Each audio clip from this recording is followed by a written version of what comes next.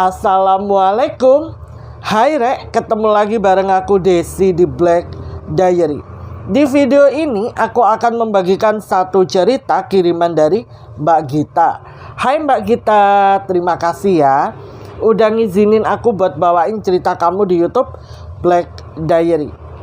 Di sini ada nggak yang orang tuanya itu suka mengkoleksi benda-benda pusaka seperti keris, gaman, dan lain-lainnya? Cerita dong pengalaman kalian buat kalian yang orang tuanya suka mengkoleksi benda-benda seperti itu. Kira-kira apa yang kalian rasakan saat di rumah? Kan otomatis kalian serumah tuh dengan benda-benda tersebut. Ini kira-kira ada kejadian apa? Boleh yuk cerita sedikit aja di kolom komentar. Soalnya Mbak Gita ini cerita ayahnya Mbak Gita suka banget ngoleksi barang-barang pusaka. Dan di rumahnya Mbak Gita itu ada banyak sekali jenis keris yang Mbak Gita sendiri nggak hafal. Mbak Gita juga menyadari dia itu tumbuh di tengah-tengah keluarga yang menganut kepercayaan kejawen. Cuman entah kenapa setelah kedatangan sebuah paket, hal itu malah justru merubah kehidupannya Mbak Gita dan keluarganya. Secara perlahan mulai terjadi sesuatu terhadap bapaknya Mbak Gita sampai membuat bapaknya Mbak Gita meninggal dunia. Sebelum sang bapak meninggal dunia, bapaknya Mbak Gita itu pernah berkata bahwa semua ini adalah perbuatan dari saudara kembarnya, yang mana menurut keluarga saudara kembarnya ini sudah meninggal dunia. Tapi bagi bapaknya Mbak Gita yakin banget kalau saudara kembarnya ini belum meninggal dunia. Kita ini sebenarnya sudah banyak banget membahas tentang cerita-cerita seperti ini. Tapi menurutku ketika aku membaca emailnya Mbak Gita, ceritanya Mbak Gita ini agak unik dari yang lain. Aku yakin pasti kalian sudah penasaran. Jadi kita nggak usah berlama-lama di intro. Mari kita langsung masuk saja ke ceritanya. Seperti yang sudah aku sampaikan di intro, kalau Mbak Gita ini itu tumbuh dan besar di tengah-tengah keluarga yang menganut aliran kejawen. Masih secara KTP tertulis bahwa keluarganya Mbak Gita, termasuk Mbak Gita sendiri, itu terlahir dengan agama Muslim, agama Islam ya. Cuman di keseharian mereka tidak pernah yang namanya diterapkan layaknya seorang Muslim. Maksudnya ajaran-ajaran Islam. Ya contohnya sholat, ngaji, terus puasa, lebaran, habis gitu ngadain pengajian, dengerin murotal Al-Quran, atau hanya sebatas mendengarkan ceramah ustadz atau ustazah. Itu nggak pernah dilakukan sama keluarganya Mbak Gita, termasuk Mbak Gita. Mbak Gita pernah mempertanyakan hal ini kepada kedua orang tuanya. Tapi bapak dan ibunya memilih untuk tidak mau membahas hal ini lebih panjang terhadap anak-anaknya. Sehingga dari situ Mbak Gita udah males banget tanya soal ini ke orang tuanya. Jadi Mbak Gita memilih untuk berdamai dengan apa yang menjadi ajaran dari keluarganya ini. Karena Mbak Gita juga mengetahui dan menyadari kalau terkhusus bapaknya nih ya, keluarga bapaknya Mbak Gita itu memang masih ada turunan dari kerajaan. Jadi secara nggak langsung ajaran yang diterapkan orang tuanya ini ya bersumber dari leluhur-leluhur sebelumnya. Tapi sebagai seorang anak yang bersekolah di sekolah formal, otomatis kan Mbak Gita juga mendapatkan pelajaran Islam, ya kan? Terkadang dia bingung nih soal materi ajaran Islam yang dia terima di sekolah, tapi tidak pernah diterapkan di rumah. Jadi dari kecil sampai sebelum dia menikah, dia tuh nggak pernah yang namanya sholat, ngaji seperti temen-temennya, atau mendatangi kayak kajian, ngaji bersama kayak temen-temennya yang lain tuh dia nggak pernah. yang dia lakukan bersama keluarganya itu ya yang berbau budaya Jawa, budaya kejawen, kayak nonton panggung pementasan wayang, puasa-puasa tertentu, contohnya kayak puasa Sukmo, puasa Aura, puasa ini, puasa itu, mandi kembang, habis itu kayak bertapa, yang namanya tuh katanya Mbak Gita tuh ngerogoh Sukmo. Jadi Mbak Gita bingung gitu loh, kadang dia tuh agak sebel kenapa kok keluarganya seperti ini, kok berbeda dari keluarga teman-temannya. Alhasil secara diam-diam Mbak Gita tuh selalu kalau berada di luar bareng teman-temannya, dia akan belajar dan mendalami ajaran Islam. Tapi kalau di rumah ya dia balik lagi seperti Mbak Gita biasanya yang menganut budaya kejawen. Tapi lama-lama kan dia capek ya. Terus kadang juga tengah malam dia pasti dibangunin, disuruh mandi kembang, disuruh begini, disuruh begitu. Pernah ada satu kali Mbak Gita itu kabur dari rumah saking keselnya dia sama orang tuanya. Tapi itu tadi loh, entah kenapa batinnya tuh kayak ditarik buat pulang. Jadi sekalipun dia kabur paling cuman 1 kali 24 jam doang, terus besokannya dia bakal pulang lagi. Hal itu selalu terjadi seolah-olah keluarganya itu memiliki sebuah power yang sangat besar kalau membahas soal budaya kejawen. Sampai pada akhirnya Mbak Gita ini menemukan jodohnya dan menikah. Kalian tahu nggak? Pas waktu Mbak Gita nikah itu ada aja dramanya. Kan Mbak Gita ini nggak pernah sholat ya kan kalau di rumah. Terus dia bingung dengan ajaran-ajaran Islam. Suaminya itu baik banget, mau menuntun Mbak Gita secara pelan-pelan. Jadi sebelum mereka resmi menikah, Mbak Gita itu diantar menuju ke rumah seorang ustazah, dan di bawah bimbingan ustazah itu Mbak Gita ini mulai mendalami ajaran Islam seperti sholat, ngaji, terus ikut kajian. Entah kenapa Mbak Gita justru mendapatkan ketenangan berbeda kayak kehidupan dia sebelumnya. Justru saat dia masih menganut ajaran kejawen dari keluarganya, terkhusus keluarga bapaknya, dia tuh selalu merasa gelisah, kayak hatinya ini menolak. Tapi ya mau gimana lagi, dia terlahir di tengah-tengah keluarga yang menganut ajaran itu. Dan ustazah ini selalu memberikan penjelasan yang masuk akal, yang bisa diterima dengan akal logikanya, tapi tidak menjelek-jelekan satu sama lain. Makanya begitu dia belajar kepada ustazah ini, dia merasa tenang, dia merasa bahwa pilihannya ini nggak salah. Dan tepat 2 hari sebelum ijab qabul itu terlaksana, Mbak Gita ini sampai ini loh, mengucapkan syahadat. Jadi dia tuh kayak mu'alaf, kayak apa ya, kayak padahal dia statusnya kan seorang muslim ya, tapi karena dia tidak pernah mendalami hal-hal itu, dia merasa bahwa dia bukan seorang muslim, dia ini seorang kejawen. Jadi begitu mau nikah sama suaminya, dia sampai mengucapkan syahadat, dan seolah-olah dia ini menjadi seorang mu'alaf. Sampai dia menikah, mendapatkan restu dari orang tuanya, dari keluarga besar. Menikahlah Mbak Gita dan suaminya.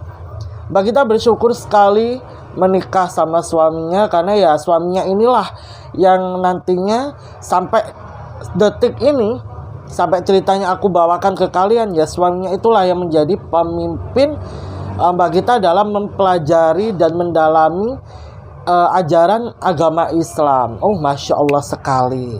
Lah, kali ini yang akan kita bahas itu bukan perjalanan spiritualnya Mbak Gita ya, melainkan apa yang terjadi sama bapaknya.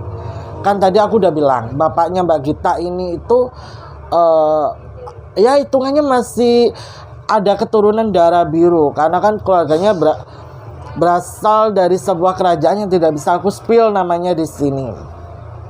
Dan sebelum Mbak Gita keluar dari rumah, waktu Mbak Gita masih duduk di bangku SMP, bapaknya tuh pernah cerita. Kan pada waktu itu bapaknya ini lagi mandiin keris. Jadi kerisnya bapaknya itu di hari-hari tertentu pasti dimandikan air kembang. Dan di rumahnya Mbak Gita tuh banyak banget. Ada banyak banget jenis keris yang dimilikin sama bapaknya. Katanya itu peninggalan dari para leluhurnya. Bapaknya suka banget dengan keris-keris koleksinya tersebut. Pas waktu lagi mandiin keris, Mbak Gita yang masih remaja polos ini nyamperin bapaknya. Duduk nih di depan bapaknya, tanyalah dia, "Pak, kenapa sih keris ini harus dimandikan kembang di hari-hari tertentu?" Bapaknya Mbak Gita sih nggak menjelaskan panjang kali lebar. Cuman beliau bilang, ya harus. Karena di dalam sini itu ada penunggunya. Dan gak bisa sembarangan orang megang keris bapaknya. Mbak Gita yang masih bingung dengan penjelasan bapaknya, ya cuma mengiyakan aja gitu loh pernyataan dari sang bapak. Tapi tiba-tiba bapaknya Mbak Gita itu cerita begini, "Git, kalau menurut kamu akhir-akhir ini di rumah kayak ada yang aneh gak?" "Oh iya Pak, ada yang aneh." Apa yang kamu rasakan?" "Bapak udah tanya ibumu, udah tanya mbakmu, udah tanya masmu. Mereka bilang gak ada yang aneh. Tapi kalau Bapak lihat dari gerak-gerikmu akhir-akhir ini, pasti kamu ngerasakan ada yang aneh gitu." "Iya Pak, entah kenapa nih Pak ya, kalau udah jam 9 malam ke atas, aku tuh ngerasa di rumah ini kayak ada banyak banget orang yang berdatangan Pak. Kayak aku tuh lagi nonton konser dangdut," kata Mbak Gita. Kan di daerah kampung tempat tinggalnya Mbak Gita ini, di bulan-bulan tertentu pasti ada konser dangdut. Soalnya di tempat tinggalnya Mbak Gita ini kan jauh dari hiruk pikuk kota ya. Hiburannya masyarakat sekitar, ya kalau nggak konser dangdut, ya ini jaranan gitu. Terus bapaknya Mbak Gita tanya lagi, "Selain itu apa Git?" "Aku pernah Pak tidur tengah malam. Itu terbangun. Gara-gara aku tuh ngerasain ada yang ngelus rambutku dari belakang. Terus aku tuh ngedenger kayak ada suara bapak manggil aku. Aku mikirnya itu bapak, tapi pas aku toleh gak ada siapa-siapa." Mendengar hal itu, bapaknya ekspresinya langsung aneh, kata Mbak Gita. Bapaknya bilang begini, "Git, kamu percaya gak kalau bapak punya kembaran?" "Maksudnya gimana Pak? Kan Mbak Gita nggak pernah tahu nih, nggak pernah dengar ya kan." "Jadi gini Git, sebenarnya bapak ini punya kembaran." "Kembaran maksudnya setan, demit?" Ya kan dia masih polos ya si Mbak Gita ini. Bapaknya menjelaskan, "Bukan manusia. Bapak ini tuh lahir kembar. Cowok kembaran bapak. Tapi tahun 93 itu kembaran bapak meninggal dunia gitu." "Masa bapak lahir kembar?" "Iya, bapak tuh lahir kembar." Lah, bapaknya Mbak Gita itu kan namanya Sutresno. Kalau kembarannya itu namanya Sutrikno. Kalau kamu sih manggilnya Pak Ditrikno. Karena kan itu harusnya masnya bapak. "Loh, meninggal kenapa Pak?" "Hilang. Kayak dibawa demit," kata bapaknya. "Masa Pak?" "Iya, bapak sih juga yakin kalau Mas Trikno itu belum meninggal." "Kenapa bapak yakin kok mas bapak belum meninggal?" "Gak tahu ya gitu. Akhir-akhir ini rumah kita tuh kayak didatengin orang, kayak ada yang ngawasin rumah kita dari jauh. Soalnya bapak itu pernah ngeliat ada orang pakai pakaian serba hitam, terus wajahnya tuh ditutupin kain, pakai kacamata hitam, malam-malam ngawasin rumah kita. Pas bapak teriak, orang itu lari gitu. Bapak nggak sempet dapat ngejar dia. Bapak penasaran banget, tapi bapak kalau ngelihat gestur badannya itu kayak Mas Trikno. Tapi waktu itu jenazahnya Mas Trikno itu berhasil ditemukan, dibawa pulang dan dimakamin sama keluarga. Cuman nggak ada satupun orang yang melihat wajahnya Mas Trikno, karena katanya jenazahnya itu sudah hancur. Jadi pihak kepolisian yang berhasil mendapatkan atau menemukan jenazahnya Pak Ditrikno ini tidak mengizinkan keluarga untuk melihat jenazahnya. Soalnya jenazahnya ini sudah tidak bisa dikenali katanya. Dan menurut ciri-ciri yang disampaikan keluarga, kan Pak Ditrikno kan hilang ya ceritanya ya kan.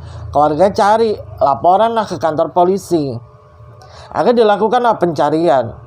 Berdasarkan ciri-ciri yang diberikan sama pihak keluarga, itu kok mengarah ke jenazah ini.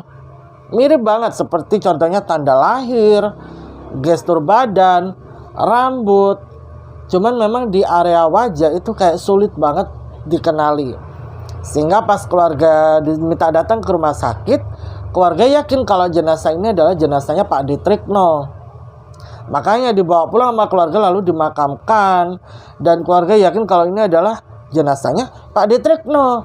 Tapi bapaknya Mbak Gita nggak percaya kalau itu Pak Ditrikno. Secara yang namanya kembar identik itu pasti memiliki ikatan yang sangat kuat. Lah pernyataannya bapaknya Mbak Gita ini disepelekan sama keluarga. Keluarga menganggap bahwa ya bapaknya Mbak Gita ini hanya sebatas masih belum menerima kematian dari saudara kembarnya. Ya udah, karena keluarga nggak ada yang percaya, bapaknya Mbak Gita akhirnya nggak ngebahas soal hal ini lagi sama keluarga. Sampai bapaknya Mbak Gita menikah sama ibunya Mbak Gita, punya anak pertama, itu mulailah beliau merasa bahwa kok rumahnya kayak kerap diawasin sama seseorang.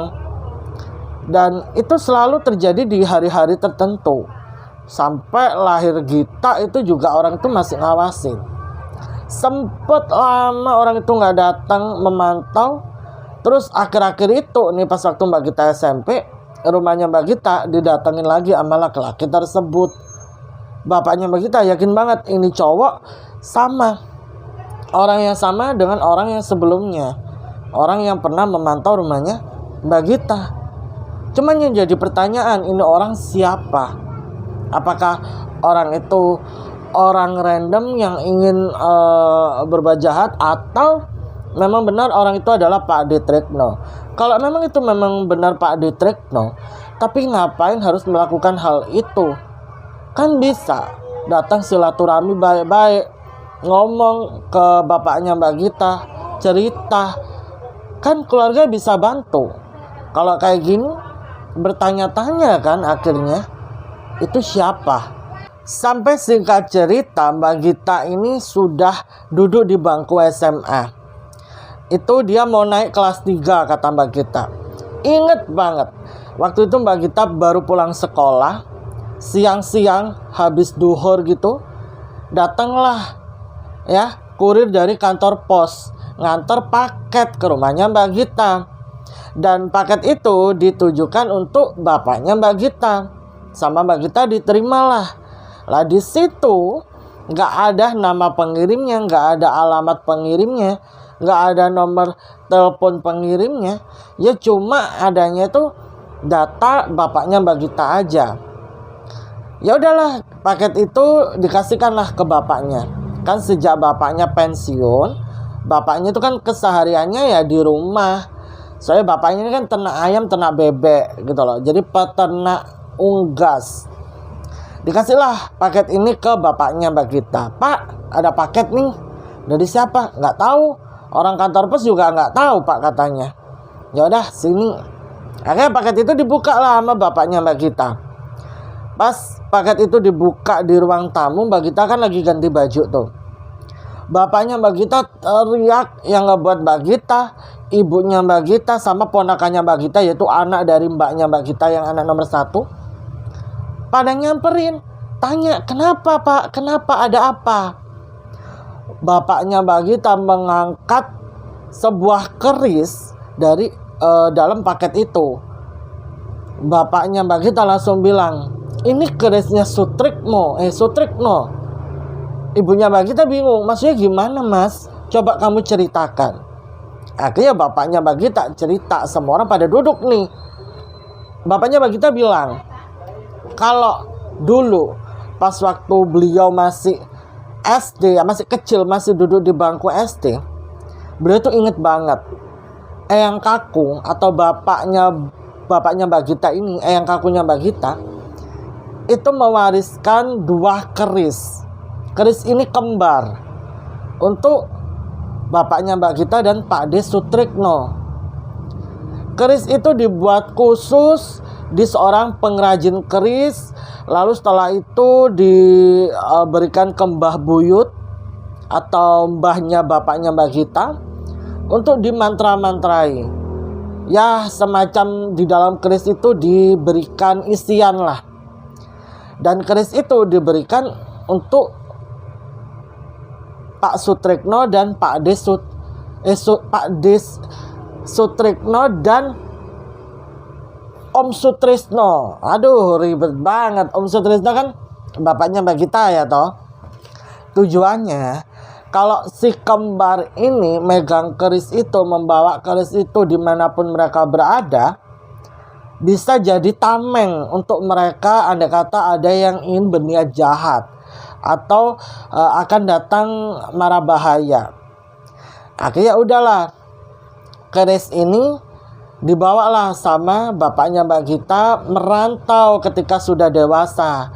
Lah Pak D. Sutrikno itu kan masih di desa, membantu Eyang Kakung mengurus lahan persawahannya yang gede banget. Sampai Eyang Kakung meninggal dunia, terus Pak D. Sutrikno tiba-tiba hilang. Lah, secara bersamaan hilangnya Pak D. Sutrikno, kerisnya Pak D. Sutrikno itu juga hilang, gak ada di rumah. Sampai keluarga itu mempertanyakan apa yang pernah diucapkan Eyang Kakung, yang pernah disampaikan Mbak Buyut juga, yang katanya keris ini bisa melindungi Om Sutrisno ataupun Pak D. Sutrikno. Tapi pada kenyataannya Pak D. Sutrikno hilang dan terjadi sesuatu sama Pak D. Sutrikno, tapi keris itu belum berhasil ditemukan. Lah kini tiba-tiba bapaknya Mbak Gita mendapatkan paket yang isinya kerisnya Pak D. Sutrikno. Bapaknya Mbak Gita langsung ngambil kerisnya. Ternyata bener, kerisnya tuh bener-bener mirip banget, cuma beda satu warna di ukirannya aja. Dan seketika bapaknya Mbak Gita nangis, bilang kalau dia yakin banget kembarannya ini belum meninggal, dan yang mengirim paket ini ya Pak D. Sutrikno. Di situ ibunya Mbak Gita menenangkan Mbak Gita, dan ponakannya juga menenangkan bapaknya ini, sampai bapaknya ini menyimpan keris itu bersebelahan dengan keris beliau. Beliau taruh di kotak kaca khusus gitu yang ada di ruang keluarga. Sampai mbaknya, masnya tuh pada tanya, itu keris siapa Pak? Kok kayaknya baru? Bapaknya menceritakan kembali, tapi gak ada satupun dari keluarga yang percaya dengan pernyataan bapaknya. Bagaimana bisa orang yang sudah meninggal ngirim paket ke bapaknya? Tapi Mbak Gita justru percaya dengan pernyataan bapaknya kalau Pak D. Sutrikno ini sebenarnya masih hidup. Cuman entah apa yang mendasari beliau, kalau memang masih hidup, bersembunyi dari keluarga, menghilangkan diri. Maksudnya kayak membuat alibi seperti itu, membuat kejadian seperti itu yang masih jadi rahasia, masih jadi pertanyaan. Tapi Mbak Gita menyadari setelah kedatangan paket itu, di rumah Mbak Gita ini mulai terjadi sesuatu hal yang aneh. Ada pada suatu hari yang tenang, ibunya ini lagi masak untuk sarapan keluarga, ya kan? Mbak Gita ingat banget waktu itu dia mau bergegas berangkat sekolah. Biasanya kan dia sarapan dulu nih bareng keluarga di rumah. Pas waktu ibunya selesai bikin sayur lodeh itu ditaruh di atas meja makan, mau disantap sama keluarga. Justru sayur lodehnya itu isinya bukan isiannya sayur lodeh. Jadi begitu tutup panci dibuka, di dalamnya itu benar kuahnya sayur lodeh, tapi kondimennya itu udah berubah jadi batang kecoa, geli sekali, ada lintah, terus ada cacing, ada tulang, terus ada kelapa tikus. Otomatis semua keluarga langsung muntah-muntah. Sampai bapaknya Mbak Gita tuh marah ke ibunya, kamu ini masak apa? Ibunya Mbak Gita bingung. Ya beliau masak sayur lodeh pada umumnya, tapi nggak tahu kenapa kok sayur lodehnya berubah seperti itu. Hampir berhari-hari nih ya, setiap ibunya Mbak Gita masak, terus masakannya dihidangkan, mau dimakan basi. Terus belum lagi keanehan di rumah yang tiba-tiba furniture itu suka pindah sendiri tengah malam. Telepon rumah itu tiba-tiba berdering tengah malam. Lampu mati nyala, TV mati nyala, radio nyala-nyala sendiri. Terus belum lagi ada suara ketukan, suara ketawa seorang laki-laki yang menggelegar. Terus ada beberapa tetangga itu yang bilang ke ibunya Mbak Gita, kalau di hari-hari tertentu di atas atap rumahnya Mbak Gita itu selalu bertengger banyak sekali burung gagak. Ya, maknanya nih ya, kalau rumah kedatangan burung gagak itu pasti ada yang mau meninggal dunia. Soalnya burung gagak ini kan identik sama aroma bangka, ya kan? Kalian bisa searching sendiri soal hal ini di Google. Keluarganya Mbak Gita merasa bingung sekali, akhirnya menghubungi keluarga besar. Itu ceritanya pas waktu liburan tengah semester. Mbak Gita ingat banget budinya yang ada di desa, Pak D-nya, terus Eyang Putri, kan neneknya Mbak Gita ini masih hidup waktu itu, datang ke rumahnya Mbak Gita. Semua keluarga berembuk dan diputuskan besokannya itu kebetulan malam Jumat Legi. Keluarga memutuskan untuk melakukan yang namanya Topo Sukmo. Akhirnya tengah malam banget nih ya, Mbak Gita lagi ngantuk-ngantuknya dibangunin sama ibunya dan bilang kalau Mbak Gita ini harus mandi kembang. Bukan hanya Mbak Gita aja, ponakannya yang masih SD aja juga harus ikutan mandi kembang tengah malam. Jadi semua orang tuh sudah disiapkan di ember masing-masing. Setelah itu dingin ya kan badannya, disuruh pakai kebaya hitam yang kayaknya tuh tipis, terus pakai sewek, rambut disanggul, disuruh make up, pakai perhiasan. Akhirnya di tengah kedinginan malam itu kan, di desa tempat tinggalnya Mbak Gita ini kalau malam tuh dingin, namanya juga pedesaan. Di halaman belakang mereka menggelar tikar di tengah-tengah keheningan malam. Hanya mengandalkan cahaya obor, mereka melakukan Topo Sukmo untuk mencari tahu ini semuanya ada apa sih. Dipimpinlah sama seorang sesepuh keluarga. Jadi di keluarga bapaknya Mbak Gita ini ada seorang sesepuh yang sudah turun-temurun menjadi pemandu untuk acara-acara tertentu di keluarga bapaknya Mbak Gita. Di saat keluarga sedang melangsungkan Topo Sukmo ini, kan nggak ada yang boleh buka mata tuh. Tapi Mbak Gita ini bisa merasakan kalau secara tiba-tiba datang angin yang super kenceng banget dari segala arah. Mbak Gita awalnya udah kayak ketakutan gitu loh dengan hal ini. Tapi dia juga nggak bisa buka mata. Kalau buka mata Topo Sukmo ini gagal berlangsung. Jadi dia mencoba mengabaikan angin yang tiba-tiba datang dari segala penjuru arah. Hingga tak berselang lama pemandu Topo Sukmo itu bilang begini, bahwa ini ada seseorang yang akan datang. Dan seseorang ini akan beliau panggil melalui ritual tertentu. Dan tak berselang lama semuanya diperbolehkan untuk buka mata. Pas mereka semua buka mata, Mbak Gita kaget banget lihat semua obor itu sudah mati. Dan ada pohon di belakang rumahnya yang usianya tuh udah tua, nggak pernah tumbang, ini tumbang. Kalau menurut Eyang Putri, itu sudah seperti sebuah petunjuk bahwa akan ada sesuatu yang tidak baik akan terjadi ke depannya. Bingung nih Mbak Gita, dilema dia, ya kan? Ya udah semuanya pada masuk. Mbak Gita ponakannya diminta buat istirahat. Udah kalian istirahat aja. Selebihnya yang lain yang tua-tua tuh pada ngobrol di ruang keluarga. Hingga tak berselang lama itu ada suara pintu diketuk dari luar. Tok tok tok tok. Dibuka dong sama bapaknya Mbak Gita tuh. Pas pintu dibuka, di luar pintu itu ada kain bukan gumpalan ya, kayak bungkusan kain hitam gitu yang ditali pakai akar wangi. Pas waktu Eyang Putri ngelihat, Eyang Putri bilang jangan dibuka, ini buhul, ini santet, kata Eyang Putri. Jadi akhirnya barang tersebut diminta sama bapak sesepuh keluarga, lalu dibakar tepat di depan rumah Mbak Gita. Dan saat barang itu pelan-pelan terbakar, keluarga bisa melihat bahwa di dalam situ ada foto keluarga bapaknya. Terus ada kayak akar-akaran, nggak tahu akar apa. Terus ada bunga, plus ada paku. Eyang Putri bilang, ini buhul.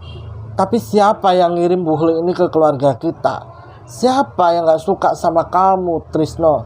Kamu ada musuh sama siapa? Lah kok bapak sesepuh ini bilang begini? Kembarannya. Mendengar hal itu, Mbah Putri gak terima. Gak mungkin Trikno. Trikno itu sudah meninggal.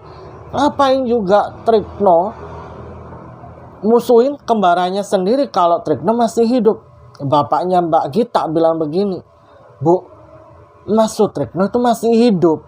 Aku sudah bilang dari lama kalau Mas Sutrikno itu masih hidup. Itu bukan jenazahnya Mas Sutrikno. Ibu gak pernah percaya sama aku. Terus ini, mungkin Mas Sutrikno itu marah sama aku, Bu. Ini gimana, Bu? Ibunya, bapaknya Mbak Gita atau Eyang Putrinya Mbak Gita ini gak bisa ngomong apa-apa. Mbak Gita sama ponakan-ponakannya diminta untuk balik masuk ke kamar. Jadi setelah itu Mbak Gita nggak tahu apa yang dibahas antara Eyang Putri, bapaknya, dan keluarga. Sampai di keesokan paginya, Eyang Putri tiba-tiba minta pulang. Pulanglah, ya kan? Eyang Putri, Bude, Pak D, Om Tante semua pada pulang. Tersisalah keluarganya Mbak Gita. Mbak dan masnya Mbak Gita itu mulai khawatir sama kondisi bapaknya. Mereka sampai bilang gini ke bapaknya, Pak, puasa aja. Siapa tahu hal itu bisa menangkal apa yang ingin dikirim sama seseorang itu, yang mana keluarga masih belum tahu orang ini siapa. Jadi di keluarganya Mbak Gita itu ada sebuah puasa, ya. Apabila puasa ini dilakukan sama seseorang, puasa itu bisa melindungi orang itu dari kiriman-kiriman ilmu hitam. Ya memang benar sih, soalnya ibunya dulu kan pernah disantet sama seseorang, lalu melakukan puasa itu, dan santetnya itu balik kepada pengirimnya sampai meninggal dunia. Bisa dibilang ajaib, cuman ya wallahu alam, kata Mbak Gita. Akhirnya bapaknya puasa. Puasalah si bapak ini, ya kan. Di hari pertama rumah itu tenang. Puasanya tuh cuma makan nasi doang, nasi nyol sama air putih. Sahur jam 3, buka jam 3. Jadi pendak jam 3 ngono lho rek. Sahur jam 3 subuh, buka puasa jam 3 sore. Hari pertama, hari kedua sampai hari keempat itu rumah aman, tenang, gak ada apa-apa. Tapi di hari kelima, tiba-tiba tengah siang nih ya, tengah hari, pas Mbak Gita pulang sekolah, tiba-tiba, kan ini ceritanya si Mbak Gita ini udah masuk sekolah, ya kan. Dia pulang sekolah, bapaknya ini batuk-batuk. Pas waktu bapaknya pergi ke kamar mandi, diikutin sama Mbak Gita, ternyata bapaknya itu batuknya keluar cairan merah. Bapaknya ngerasa dadanya sesek banget. Mbak Gita panik, teriak lah. Ibunya yang lagi di rumah tetangga panik pulang, ngelihat bapaknya itu sudah kejat-kejat menelurek di kamar mandi. Akhirnya ibunya minta pertolongan ke warga. Pak RT waktu itu lagi ada di rumah, lagi libur kerja. Jadi bapaknya ini diantar pakai mobil bapaknya yang nyupirin Pak RT ke rumah sakit. Mbak Gita di situ langsung nelpon mbaknya, masnya, buat pergi ke rumah sakit. Begitu tiba di rumah sakit, bapaknya langsung dibawa masuk ke UGD. Dan saat selesai dilakukan pemeriksaan, bapaknya Mbak Gita ini dinyatakan lumpuh. Jadi badannya ini nggak bisa gerak, tangannya nggak bisa gerak, kakinya nggak bisa gerak, tapi mulutnya masih bisa ngomong. Akhirnya ditanya dong sama ibunya Mbak Gita, "Kamu kenapa, Mas? Kok tiba-tiba kayak gini?" Kan sambil nunggu hasil pemeriksaan dokter ya kan, kira-kira bapaknya Mbak Gita ini sakit apa. Bapaknya Mbak Gita bilang nggak tahu. Jadi kan bagian kiri ini mulutnya tuh agak naik, kata Mbak Gita, kayak orang stroke gitu loh, tapi masih bisa ngomong. Keluarga sih mikirnya ini stroke ya, tapi setelah hasil pemeriksaan dokter keluar, bapaknya Mbak Gita itu dinyatakan sehat, nggak stroke. Terus ini kenapa kondisi tubuh bapaknya bisa seperti ini? Kak, seolah-olah ada yang menjadikan bapaknya ini kembang amben. Karena kondisi bapaknya Mbak Gita ini tidak apa ya namanya, tidak kritis ya, maksudnya tidak parah. Jadi keluarganya keluarganya Mbak Gita, bapaknya Mbak Gita ini hanya dirawat inap di rumah sakit itu cuma semalam, besokannya boleh pulang lah. Tapi itu tadi kondisinya masih belum bisa gerak sama sekali. Mbak Gita panik, ibunya bingung, Mbak Masnya juga nggak kalah bingungnya. Akhirnya keluarga besar ditelepon lagi, datang lagi, tapi Mbak Putri nggak datang. Di situ keluarga melakukan kayak lagi dan lagi bertapah, nggak tahu apa yang mereka lakukan. Sampai bapak sesepuh itu ngajak ngobrol ibunya Mbak Gita di ruang tamu. Mbak Gita ikut nimbrung. Beliau bilang kalau bapaknya Mbak Gita ini kena santet kembang amben. Dan bapaknya Mbak Gita itu dikirim sama seseorang. Kalau menurut visualnya si Mbah sesepuh ini, visualnya itu beliau melihat ada seorang laki-laki yang secara fisik mirip banget sama bapaknya Mbak Gita. Si Mbah sesepuh ini tidak bisa mengasumsikan itu Pak Ade Sutrikno atau bukan, tapi secara fisik mirip banget sama bapaknya Mbak Gita. Semacam ada rasa kecewa, rasa dendam, rasa marah terhadap bapaknya Mbak Gita, sehingga orang itu mengirimkan santet yang gak main-main. Dalam waktu sekejap santet itu bisa langsung nembus ke targetnya, yaitu bapaknya Mbak Gita. Dan untuk melepaskan santet ini juga gak main-main caranya. Ritualnya harus dilakukan secara terus-menerus selama 3 hari 3 malam.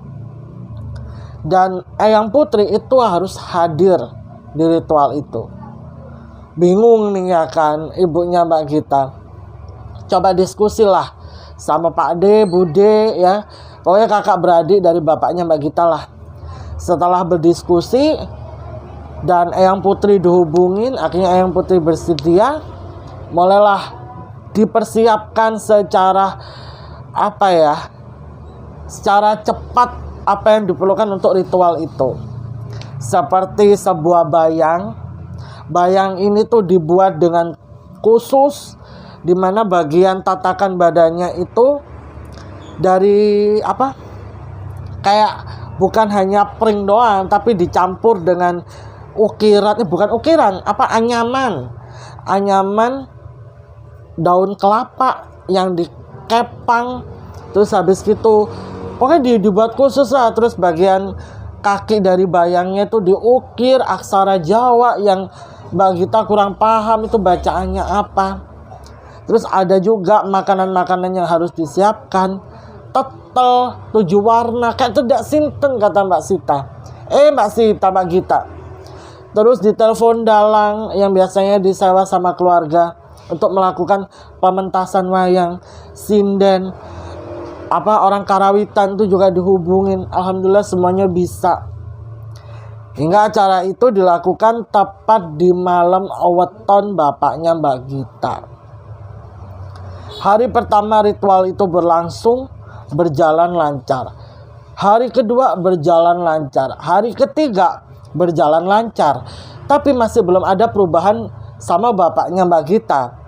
Hingga Mbak Sesepuh bilang, 2 hari lagi kita melakukan ritual yang sama.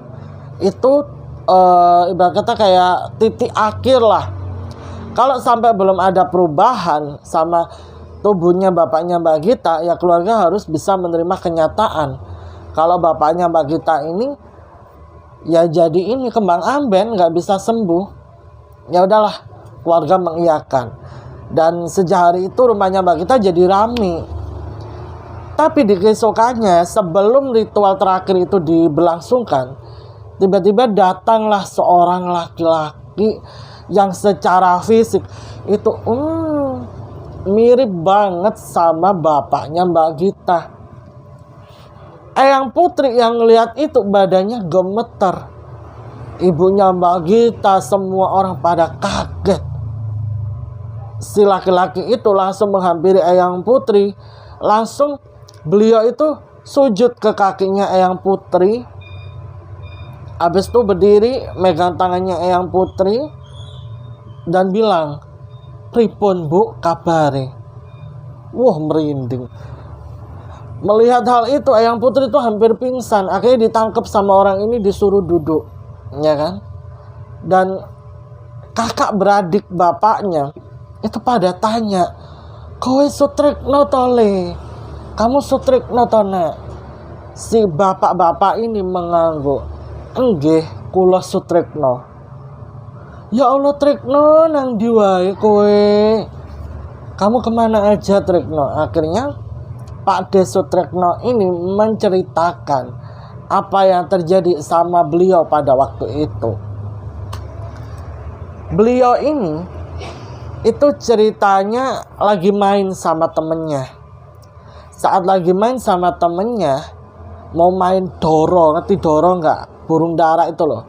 Main burung itu, tiba-tiba dia sama temennya ini disamperin sama preman. Lah preman ini itu mereka berdua. Temennya ini itu tiba-tiba langsung terbujur kaku dengan banyak luka, termasuk di area wajah itu rusak. Sedangkan Pak De Sutrekno itu terakhir. Sampai Pak De Sutrekno tuh mikir, wah mati nih aku digituin. Karena kepalanya tuh dijentok-jentokin ke tembok berkali-kali sampai berdarah, dan Pak De Sutrekno tuh udah gak ingat apa-apa. Beliau sadar itu sudah ada di rumah sakit, dan beliau pada waktu itu gak tahu beliau ini siapa. Tiba-tiba ada keluarga yang mengeklaim bahwa mereka ini adalah orang tuanya Pak De Sutrekno. Pak De Sutrekno percaya aja kalau itu orang tuanya. Tapi setelah Pak De Sutrekno bekerja di sebuah perusahaan, Pak De Sutrekno itu ketemu sama seorang laki-laki yang mengaku berasal dari kampung ini, yaitu desa kelahiran bapaknya Mbak Gita. Dan orang itu bilang, "Kalau kamu itu Sutrekno ya?" "Loh bukan Mas, saya bukan Sutrekno." Waktu itu namanya Pak De Sutrekno ini diganti dengan nama Gamin. "Bukan Mas, saya Gamin." "Enggak, kamu Sutrekno, kamu punya kembaranmu Sutresno. Kembaranmu baru aja nikah," digituin sama si orang ini. "Masa Pak? Tapi saya Gamin Pak, saya bukan Sutrekno." Enggak, wajah kamu mirip banget." Akhirnya Pak De Sutrekno dari situ cari informasi. Lah, tak berselang lama Pak De Sutrekno ini menikah sama istrinya, dikaruniai 3 buah hati, semuanya cowok. Dan baru-baru itu ingatannya Pak De Sutrekno ini muncul, ya kan? Dan Pak De Sutrekno itu diingatannya ingat banget kalau dia tuh punya saudara kembar yang identik banget sama beliau. Tapi ya ingatannya tuh masih samar. Dia cerita ke istrinya, ke anak-anaknya. Dan salah satu anaknya yang namanya Eko itu membantu beliau untuk mencari informasi. Hingga pelan-pelan ingatannya Pak De Sutrekno itu mulai muncul. Dan Pak De Sutrekno itu cerita, "Aku tuh kayak inget satu momen di mana aku sama kembaranku ini itu dibeda-bedakan sama keluarga. Jadi kayak ada momen-momen tertentu di mana keluarga itu lebih membanggakan Om Sutrisno timbang Pak De Sutrisno, karena memang ternyata secara kemampuan spiritual maksudnya Om Sutrisno ini lebih unggul dari Pak De Sutrisno. Nah, di visualnya atau di ingatannya Pak De Sutrisno itu ada seorang bapak-bapak yaitu Eyang Kakung yang mana tidak bisa bersikap adil terhadap anak kembarnya ini. Jadi Eyang Kakung tuh lebih suka membawa Om Sutrisno pergi kemana-mana ketimbang membawa Pak De Sutrisno. Akhirnya dari situlah Pak De Sutrisno ini mencari pertemanan. Lah pertemanannya itu juga dia bergaul dengan orang-orang yang salah, yang suka mabora-mabora, suka judi burung, tahu kan kalian ya. Nah dari situlah Eyang Kakung ini malah makin benci Pak De Sutrisno. Jadi Pak De Sutrisno tuh hampir jarang dilibatkan di acara keluarga. Jadi Pak De Sutrisno kayak diumbar ngono loh ambek Eyang Kakung. Makanya Pak De Sutrisno pada hari itu memutuskan untuk pergi dari rumah, main sama temennya, mau ada taruh burung gitu loh, taruh burung, tahu kan kalian? Takut aku. Padahal itu ada acara keluarga. Pak De Sutrisno nggak mau tahu. Sampai kejadian itu menimpa Pak De Sutrisno. Lah kini Pak De Sutrisno justru mengetahui dari pihak keluarga kalau Pak De Sutrisno atau Om Sutrisno bapaknya Mbak Gita itu dibuat kembang amben sama seseorang. Kedatangan Pak De Sutrisno ke rumah ini juga bukan tanpa alasan. Akhirnya Pak De Sutrisno ini melihat atau masuk ke kamarnya bapaknya Mbak Gita. Bapaknya Mbak Gita yang melihat Pak De Sutrisno di depan mata nangis, gak percaya kalau firasatnya selama ini tuh benar, kembarannya tuh masih hidup. Ini orangnya, berarti selama ini dia tuh nggak halu. Akhirnya di situ Pak De Sutrisno nangis meluk bapaknya Mbak Gita, terlihat kayak tulus banget. Tapi yang masih jadi pertanyaan, kalau Pak De Sutrisno setulus ini sama bapaknya, lantas siapa yang melakukan hal jahat terhadap bapaknya? Akhirnya Pak De Sutrisno ditanya sama masnya, yaitu kakak tertua bapaknya Mbak Gita. Pak De ini tanya ke Pak De Sutrisno, Trikno, terus senggenekno adikmu iki sapa? Yang membuat adikmu seperti ini siapa? Pak De Sutrisno terlihat kayak sedih, nunduk. Kula ngapunten sengkata Mas Trisno, Dik Trisno. Kayaknya ini tuh perbuatannya Eko. Maksudnya piye? Eko anakmu, digituin kan? Iya, ini kayaknya perbuatannya Eko. Makanya saya kesini. Eko itu kayaknya nggak terima. Dia ada salah paham dengan ceritaku. Yang waktu itu pernah aku ceritakan di hadapan anak-anakku soal bapak yang membeda-bedakan aku sama Dik Trisno. Dia marah. Dan yang aku tahu, akhir-akhir itu dia suka lelaku. Kayaknya yang namanya terah ya, dari keluarganya Pak Ditrekno, itu yang nggak bisa dihilangkan. Lah terah itu turun ke Eko, anak pertamanya Pak Ditrekno. Dan diam-diam aku tuh pernah ngikutin Eko. Eko datang ke rumah ini, tapi dari jauh. Terus terakhir aku ngelihat Eko itu naruh sesuatu di depan rumah ini. Terus dari kejauhan juga aku lihat sesuatu itu dibakar. Modelannya kayak santet. Feelingku si Eko yang melakukan hal ini ke Dik Trisno. Dan aku sudah cari Eko kemana-mana, tapi aku nggak tahu Eko ini berada di mana. Aku juga bingung sebenarnya sama alasannya Eko. Kenapa Eko melakukan hal ini? Apakah dia ada salah paham ya dengan ceritaku? Dari situlah keluarga akhirnya sedikit banyaknya bisa tahulah kemungkinan yang melakukan ini adalah Mas Eko. Terus Mbah ini siapa Mbah sesepuh itu bilang begini, jajal delok fotonya anakmu. Dilihatin lah, ya Pak Ditrikno buka dompet, dilihatin, ternyata memang benar wajahnya ya secara fisik tuh mirip banget sama Pak Ditrikno. Makanya di visualnya Mbah Sesepuh itu ada orang yang secara fisik mirip sama bapaknya Mbak Gita. Ada rasa kecewa, ada rasa dendam. Nah ini kayaknya ada hubungannya sama salah paham. Wah, di situ akhirnya keluarga memutuskan untuk mencari kira-kira di mana keberadaannya si Mas Eko ini. Sampai ritual terakhir diberlangsungkan, kondisi kesehatan bapaknya Mbak Gita ini masih belum membaik. Malah yang ada beliau ini semakin memburuk kondisinya, sering batuk, muntah cairan merah, muntah cacing, muntah opoai, badannya pelan-pelan kurus. Tapi keluarga yang masih ikhtiar nyari kira-kira di mana keberadaannya Mas Eko ini masih belum berhasil menemukan titik terang. Mbah Sesepuh juga sudah melakukan ritual apapun, nyatanya tidak bisa memutus santet ini dari bapaknya Mbak Gita. Keluarga bingung, akhirnya Mbah Sesepuh ini memutuskan untuk pergi ke Trenggalek. Pergilah beliau ke Trenggalek itu 2 hari semalam. Beliau balik lagi ke rumahnya Mbak Gita sambil membawa air yang ditaruh di kendi tanah liat kecil gitu. Air itu diminumkan ke bapaknya Mbak Gita.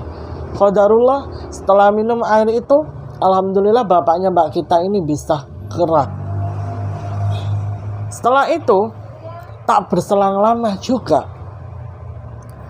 Pak Ditrikno dapat telepon dari istrinya kalau anaknya itu ditemukan meninggal dunia ngapung di sebuah sungai yang gak jauh dari rumahnya. Pak Ditrikno kaget, dan saat jenazahnya dievakuasi ada sebuah surat yang ditinggalkan dan kayaannya itu ditujukan untuk Pak Ditrikno. Pak Ditrikno ditemani beberapa keluarga pergi ke rumah sakit, dan saat surat itu dibaca, memang si Mas Eko ini melakukan semuanya itu untuk membalaskan sakit hati bapaknya. Padahal bapaknya ini nggak sakit hati saat diberlakukan bukan diberlakukan, kayak Mbah Kakung itu jahat ke bapaknya, itu bapaknya ini nggak ada rasa dendam, apalagi ke kembarannya. Lah Mas Eko salah paham dewi, ngono loh. Dan Mas Eko nggak kuat menanggung ilmu yang sedang dia pelajari, sampai akhirnya dia memutuskan melakukan hal tersebut. Ngono. Lah dipikir keluarga ini masalah ini selesai, ya kan? Bapaknya Mbak Gita kan udah sembuh tuh. Pas waktu keluarga semuanya balik ke desa, prediksi mereka salah. Ternyata sosok yang dikirim untuk menahan bapaknya Mbak Gita ini masih belum pergi dari situ. 2 hari setelah penemuan jenazahnya Mas Eko, bapaknya Mbak Gita sembuh. Tiba-tiba bapaknya Mbak Gita tengah malam itu terbangun batuk-batuk, pergi ke kamar mandi, muntah cairan merah. Tapi enggak yang sampai kembang-ambing kayak waktu itu, enggak. Cuman kayak gitu aja, terus sama ibunya Mbak Gita langsung dibawa ke meja makan, dikasih minum, ya kan. Pas mau minum tiba-tiba kayak ada yang mau keluar dari kerongkongannya. Disemburlah sama bapaknya Mbak Gita, dan itu isinya macam-macam. Isinya kayak hewan melata. Hewan melata banyak banget, bercampur cairan merah. Nah setelah itu tubuhnya bapaknya Mbak Gita tuh kejang-kejang, matanya itu, bola matanya ini berubah full hitam. Terus kayak ada yang narik tubuhnya bapaknya Mbak Gita sampai nemplek ke tembok. Ibunya Mbak Gita, ponakannya Mbak Gita panik. Akhirnya Mbak Gita sama ponakannya keluar, ibunya masih di situ. Wah, kata ibunya nih ya, tubuh bapaknya itu kayak dilempar ke sana, dilempar ke sini. Ketika tetangga-tetangga pada berdatangan, bapaknya Mbak Gita itu badannya masih kayak gitu, nemplek di salah satu dinding rumah. Dan itu dibantu sama bapak-bapak, malah bapak-bapak yang bantu ini itu terpental ke arah yang random. Gak berselang lama juga, Tiba-tiba pisau dari rak dapur itu keluar. Semua orang yang mau nolong itu badannya nggak bisa gerak, dan satu persatu pisau yang biasanya dipakai masak ibunya ini menancap ke tubuh bapaknya Mbak Gita. Barulah setelah itu tubuhnya bapaknya Mbak Gita terjatuh, dan itu beliau sudah kembali normal, tapi beliau merasa kesakitan kayak sakaratul maut gitu. Ini pisau kalau ditancap juga maksudnya dilepas tuh juga nanti bahaya. Akhirnya dibawa ke rumah sakit dengan kondisi seperti itu. Di bagian jantung sini, dada sebelah kiri, dada tengah, perut itu ada 2. Kan pisau ibunya itu ada 7 ya kan, tertancap semua di badannya bapaknya Mbak Gita. Dibawa ke rumah sakit, dokter kan bingung ya. Akhirnya dokter ini mungkin menghubungi pihak kepolisian, soalnya kan ada yang janggal. Pihak kepolisian datang meminta kayak tanya jawab gitu sama saksi mata.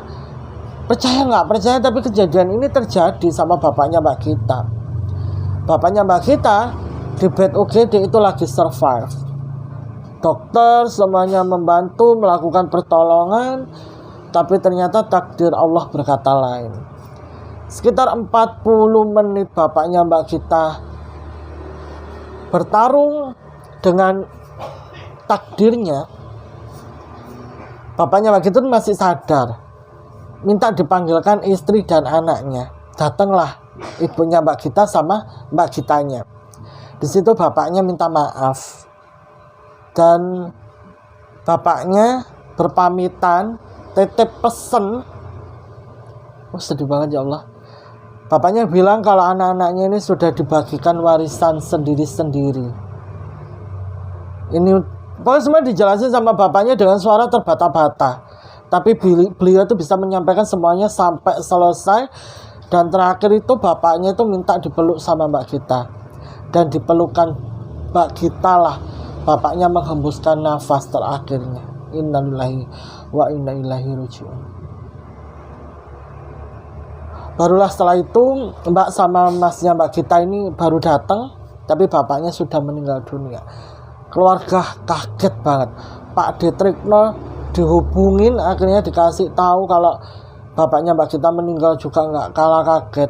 Semuanya pada berkumpul di rumahnya Mbak Gita, dan Eyang Putri itu mandang ke arah keris, dimana keris itu kan ditaruh di lemari kaca, dikunci, nggak pernah dibuka. Dan keris bapaknya itu tumbang, yang mengartikan bahwa bapaknya itu sudah lelayu. Sedih banget ya Allah. Sedangkan kerisnya Pak Detrikno akhirnya dibawa sama Pak Detrikno, dan keris bapaknya itu dimakamkan satu liang lahat dengan bapaknya. Ya udah, akhirnya bapaknya ini dibawa pulang ke desa kan, jenazahnya dimakamkan di makam keluarga. Dan rumahnya Mbak Gita yang setelah kejadian itu, setelah 40 hari meninggal bapaknya kan nggak ada tahlilan, nggak ada apa kan. Cuma ibunya Mbak Gita ini selalu naruh nasi box ke masjid, ya kan ya, sebagai syarat gitulah, kayak di 3 harinya, 7 harinya, 40 harinya, sampai 1 tahunnya aja. Setelah itu udah nggak lagi.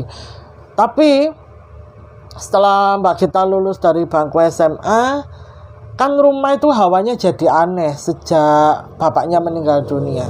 Ibunya tuh merasa nggak betah dan merasa masih terngiang-ngiang sama kejadiannya terjadi sama bapaknya kalau pas lagi masak di dapur. Jadi setelah Mbak Gita lulus dari bangku SMA, ibunya ini minta pindah. Akhirnya dibelikan rumah sama masnya Mbak Gita di sebuah perumahan gitu. Dan rumah lamanya Mbak Gita ini beserta keris-kerisnya itu dibiarkan terbengkalai. Gak terbengkalai sih, maksudnya ditinggalin gitu loh rumahnya. Paling didatengin kalau ya seminggu sekali mau dibersihin atau sebulan sekali. Cuman ya hawa rumah itu jadi aneh. Pas waktu Mbak Gita mau nikah ya, Mbak Gita itu kan akhirnya setelah berdiskusi sama saudara-saudaranya, memutuskan untuk menjual rumah ini. Tapi setelah rumah ini didatengin sama pembelinya itu katanya ngelihat ada sosok genderuwo gede banget di rumah ini. Akhirnya gak jadi beli. Nah sampai detik ini rumahnya Mbak Gita itu masih belum berhasil terjual. Soalnya setiap kali ada yang datang mau beli, ada aja gangguannya. Seolah-olah rumah ini itu gak boleh dijual. Kalau menurut kalian, kan rencananya rumah ini mau ditempatin sama Mbak Gita. Menurut kalian, rumah ini masih worth it gak sih buat ditempatin? Kalau rumah ini mau ditempatin Mbak Gita, ada saran apa sih yang bisa kalian berikan ke Mbak Gita? Coba tulis komen kalian di kolom komentar. Nanti bakal dibaca nih saran-saran dari kalian sama Mbak Gita. Oke, itu tadi ceritanya Mbak Gita. Mbak Gita terima kasih banyak ya udah ngizinin aku buat bawain cerita kamu. Dan semoga dari kejadian itu bisa mendatangkan pelajaran positif untuk yang nonton, untuk yang dengerin, dan bisa dijadikan pelajaran juga buat Mbak Gita ke depannya. Dan sertakan juga pendapat kalian gimana, tulis aja di kolom komentar. Aku tutup dulu ceritanya Mbak Gita. Buat kalian yang belum support aku, ayo klik tombol subscribe yang ada di bawah. Jangan lupa nyalakan lonceng notifikasi biar kalian gak ketinggalan saat aku upload video baru. Terus buat kalian yang mau berbagi cerita, cek aja kolom deskripsi karena semua informasinya sudah aku sertakan di bawah. Tulis juga pendapat kalian di kolom komentar dan sapa aku di bawah. Karena sapaan dan doa-doa dari kalian adalah semangat buat aku untuk selalu upload video baru. Jangan lupa like dan share sebanyak-banyaknya biar yang lain juga ikutan nonton. Ngeblank nih. Aku Desi pamit undur diri dulu. Terima kasih yang sudah menonton. Sampai bertemu di video selanjutnya. Assalamualaikum warahmatullahi wabarakatuh. Bye-bye.